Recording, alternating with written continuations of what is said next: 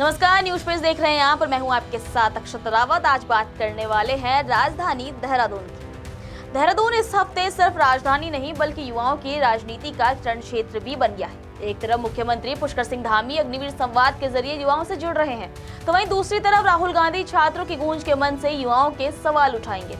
और दिलचस्प बात यह है कि दोनों मंचों पर सिर्फ भाषण नहीं बल्कि रैप, म्यूजिक और युवा संस्कृति भी होगी।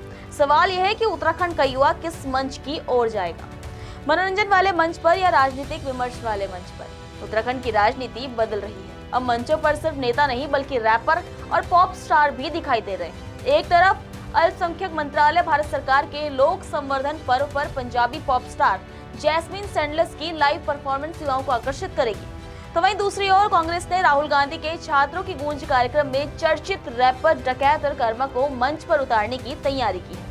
यानी इस बार लड़ाई सिर्फ नारों की नहीं बल्कि नोट्स और बीट्स की भी है। तो कांग्रेस का दावा है कि छात्रों की गूंज सिर्फ एक राजनीतिक कार्यक्रम नहीं बल्कि भर्ती परीक्षाओं, पेपर लीक, बेरोजगारी और युवाओं के भविष्य से जुड़े सवालों का मंच है। इसलिए युवाओं तक अपनी बात उनकी भाषा में पहुंचाने के लिए रैप संस्कृति का सहारा लिया गया है।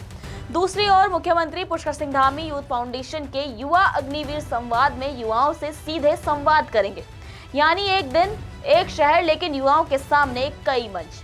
बीते कुछ वर्षों में राजनीति का तरीका तेजी से बदला है। अब सिर्फ भाषणों से भीड़ नहीं जुटती, इसीलिए राजनीतिक दल संगीत, rap, social media, digital influencers का सहारा ले रहे हैं। लक्ष्य साफ है, पहली बार वोट डालने वाले युवाओं तक पहुंच बनाना, क्योंकि आने वाले चुनाव युवाओं के मुद्दों पर ही लड़े जाएंगे। हालांकि राहुल गांधी के कार्यक्रम से पहले आयोजन स्थल को लेकर विवाद भी हुआ था। प्रारंभिक स्थल पर अनुमति नहीं मिलने के बाद कार्यक्रम को बन्नू स्कूल मैदान में शिफ्ट करना पड़ा। वहीं तैयारियों के दौरान एक कांग्रेस कार्यकर्ता की दुर्घटना में मौत से कार्यक्रम पर भी दुख की छाया पड़ गई। अब नजर सिर्फ इस बात पर नहीं होगी कि किस मंच पर कितनी भीड़ जुटेगी, बल्कि इस पर भी होगी कि उत्तराखंड का युवा किस मुद्दे को ज्यादा अहमियत देता है, मनोरंजन या रोजगार, रैप या भर्ती, स्टार पावर या राजनीतिक संदेश। क्योंकि आने वाले चुनाव में शायद सबसे बड़ा वोट बैंक वही युवा होगा जिसे हर दल अपने मंच तक लाना चाहता है। देहरादून में इस बार मुकाबला सिर्फ दो राजनीतिक दलों का नहीं बल्कि दो अलग अलग रणनीतियों का भी है। एक और संवाद, दूसरी ओर सांस्कृतिक आकर्षण और बीच में खड़ा उत्तराखंड का युवा, जिसका फैसला आने वाले राजनीति की दिशा तय कर सकता है।